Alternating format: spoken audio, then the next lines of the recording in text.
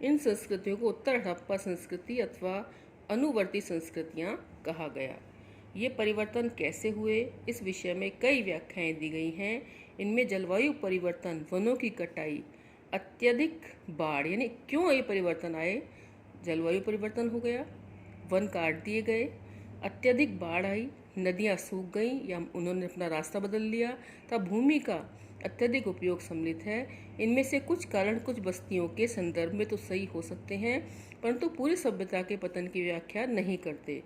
ऐसा लगता है कि एक सुदृढ़ एकीकरण के तत्व संभवतः हड़प्पाई राज्य का अंत हो गया था।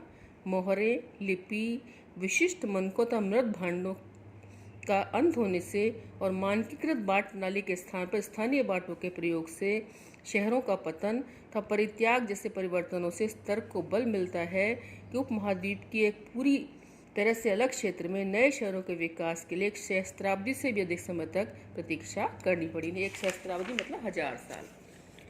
अब बात आती है हड़प्पा सभ्यता की खोज की। जैसे मैंने शुरुआत में आपको बताया था कि इस सभ्यता की खोज किसने की, यानी पुराने हम हड़प्पा सभ्यता के बारे में बातें बता रहे थे, लेकिन इसकी खोज किसने की इसके बारे में बताया जाएगा।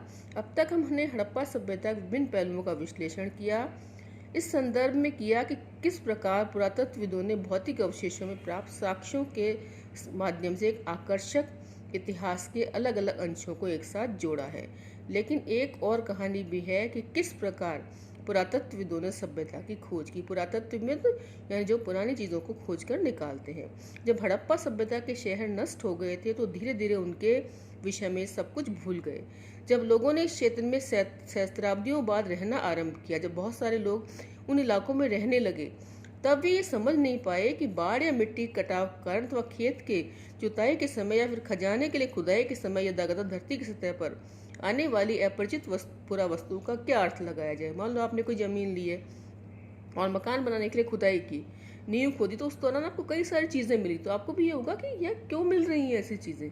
तो इसी तरह से उनको भ्रम हुआ कि ये क्यों मिली, तब उन्होंने पुरातत्वविदों ने खोज कर ऐसी सभ्यताओं का पता लगाया। कनिंघम का भ्रम। कनिंघम एक इतिहासकार हैं, उनका क्या भ्रम है। पुरातत्ववेत्ता हैं, वो पुरानी चीज़ों को खोजते हैं। जब भारतीय पुरातात्विक सर्वेक्षण के पहले डायरेक्टर, अगर प्रश्न पूछा जाए कि भारतीय पुरातात्विक सर्वेक्षण के प्रथम निदेशक कौन थे, तो जनरल कनिंघम ने 19वीं शताब्दी के मध्य में पुरातात्विक उत्खनन यानी खुदाई आरंभ की।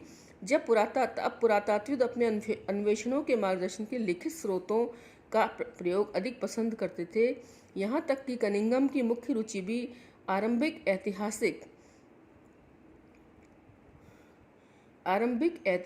यानी लगभग 6वीं शताब्दी ईसा पूर्व से 4वीं शताब्दी ईस्वी तक उसके बाद के कालों से संबंधित पुरातत्व में थी। आरंभिक बस्तियों की पहचान के लिए उन्होंने 4वीं से 7वीं ईस्वी के बीच महाद्वीप में आए चीनी बौद्ध यात्रियों द्वारा छोड़े गए वृत्तांतों का प्रयोग किया। यानी आपने पढ़ा होगा हेनसांग, इत्सिंग, फाइयान वगैरह जो आए थे, उन्होंने जो वृत्तांत लिखे, उन्होंने अपनी जो स्टोरी लिखी, वहाँ जाकर अपने देश में इंडिया के बारे में लिखा, उनसे भी उन्होंने जानकारी ली। कनिंघम के अपने सर्वेक्षणों के दौरान मिले अभिलेखों का संग्रहण, इकट्ठा करना, प्रलेखन, उनको देखना तथा अनुवाद भी किया, यानी उनकी भाषाएं पढ़कर उनका अनुवाद करने की कोशिश की। उत्खनन के समय भी ऐसी पुरावस्तुओं को खोजने का प्रयास करते रहे जो उनके विचार में सांस्कृतिक महत्व की थी। हड़प्पा जैसे पुरास्थल जो चीनी तीर्थयात्रियों के यात्रा कार्यक्रम का हिस्सा नहीं था और जो कि एक आरंभिक ऐतिहासिक शहर नहीं था, कनिंघम के अन्वेषण के ढांचे में उपयुक्त नहीं बैठता था। इसलिए हालांकि हड़प्पाई पुरावस्तुएं 19वीं शताब्दी में कभी कभी मिलती थी और इनमें से कुछ तो कनिंघम तक पहुंची भी थी, फिर भी वह समझ नहीं पाए कि वे पुरातत्व वस्तुएं कितनी प्राचीन हैं। एक अंग्रेज ने कनिंघम को एक हड़प्पाई मोहर दी। उन्होंने मोहर पर ध्यान दिया तो उन्होंने एक ऐसे कालखंड में दिनांकित करने का असफल प्रयास किया जिससे वे परिचित थे। ऐसा इसलिए था क्योंकि कई और लोगों की तरह उनका भी यह मानना था कि भारतीय इतिहास का प्रारंभ गंगा नदी घाटी में पनपे शहरों के साथ ही हुआ था।